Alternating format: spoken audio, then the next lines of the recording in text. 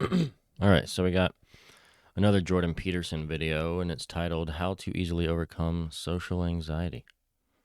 Just make sure I'm recording real quick, and we are. Good. Look, let's say you're socially anxious. Okay, so what happens when you're socially anxious? You go to a party, your heart's beating. Why? The party is a monster. Why? Because it's judging you. And it's judging you, it's putting you low down the dominance hierarchy, because that's what a negative judgment is. And that interferes with your sexual success. Wow, just in the first 20 seconds. I could totally see exactly what he's talking about, in that if you, essentially have this social anxiety and you're at a party, you're really not going to be very ostentatious, in that you're not going to stand out, and you're not going to try to stand out. You're going to try to, exist comfortably away from the monster or the, difficult social whatever you want to call it. And by doing that, you're lowering your dominance, meaning you're not going to be paid attention to very much, effectively. And also your sexual selection decreases, because when you lower yourself in the dominance hierarchy, less women are going to be attracted to you, and rightfully so. So, wow, that was a big that's a big point there. Because that's what a negative judgment is. And that interferes with your sexual success. And that means that you're being harshly evaluated by nature itself. Right? So you are confronting the dragon of chaos when you go into the social situation. And so what do? You're like this, right? You hunch over, and that's low dominance. I'm no threat. It's like, well, that's not going to get you very far. But that's a logical thing to do in the face of a tyrant. So I'm no threat. You look at the king and you're dead. I'm no threat. Yeah. I'm hunched over. And then what's happening internally?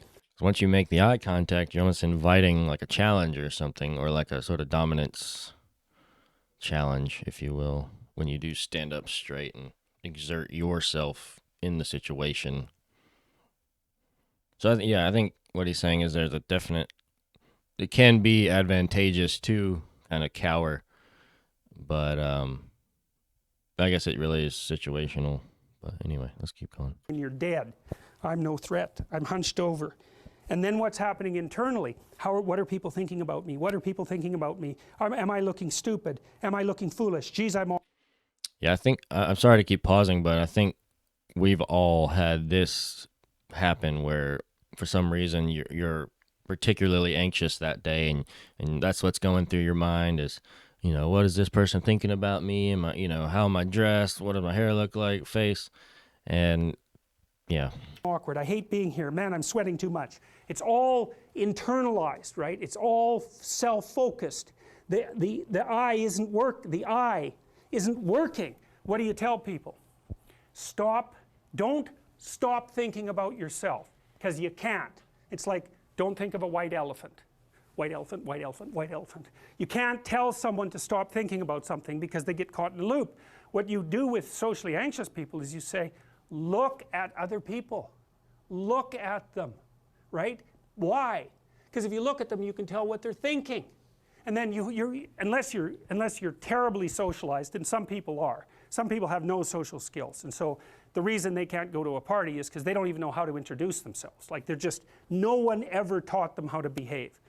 Yeah, and I can also see when you do what he's saying, like if you are caught in that sort of anxious spell, looking at somebody can give you some kind of feedback, if nothing else, almost break you out of the cycle in a sense, or at least slowly starts to pull you out of the cycle by introducing some sort of feedback from them. Is because they don't even know how to introduce themselves. Like no one ever taught them how to behave.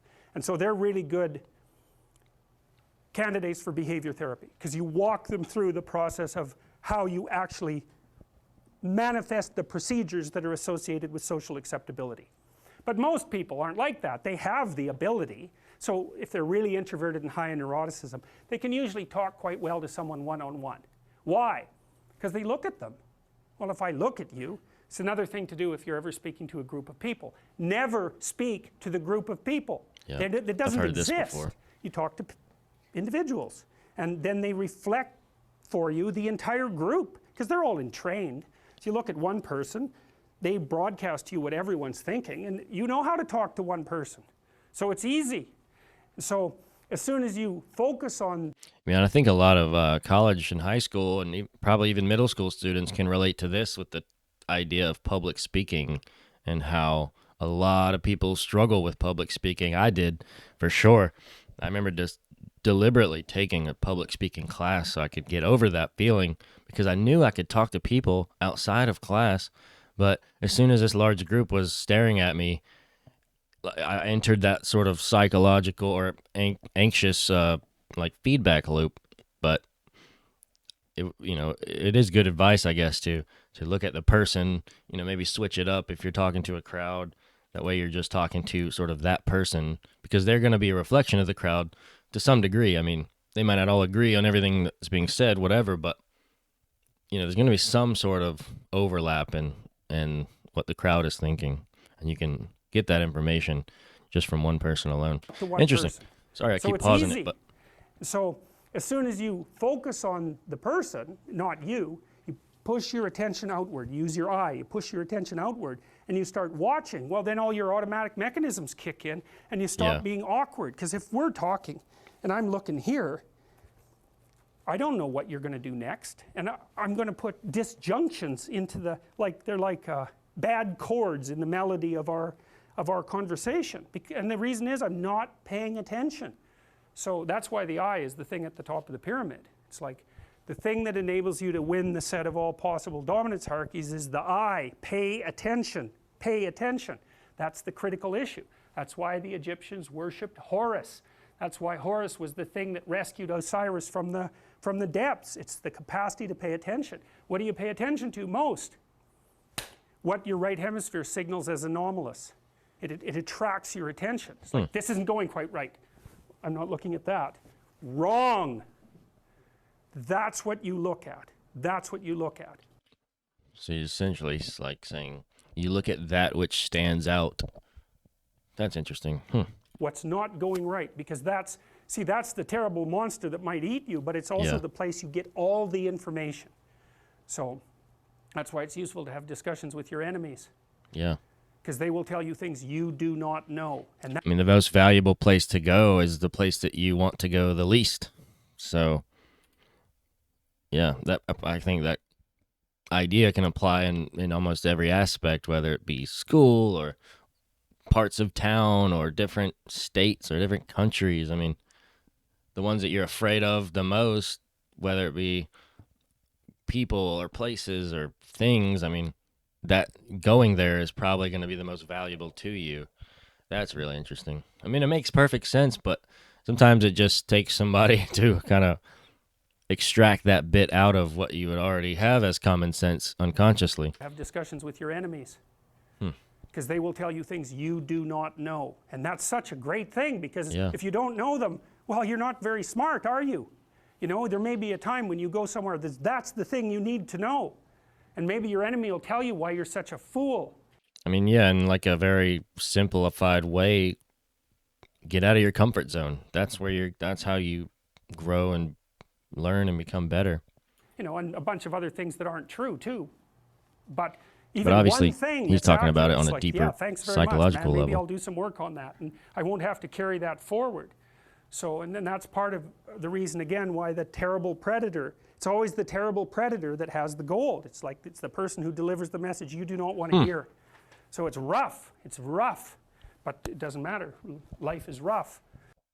When he talks about the terrible predator is what has the gold, first thought for me was the dragon Smaug from Lord of the Rings. Sorry, my brain is can't think right now, but makes sense. I mean, the thing that's the most scariest, has the most value also if you can confront it and get that value somehow out of it, get that gold, so to speak. But yeah, I mean, it makes perfect sense, right? I mean, I guess what he's essentially saying would be like the form of exposure therapy, as to how to easily overcome social anxiety. obviously running away from it's not going to get you anywhere, but confronting it head on, while as uncomfortable as that might be, that's really the only way forward. So I think that can apply in all aspects of people's lives. Just the thing that you are most afraid of is where most growth and uh, wisdom and all that stuff would come from, rather than, it's just the idea of going out of your comfort zone in a very simplified way to put it.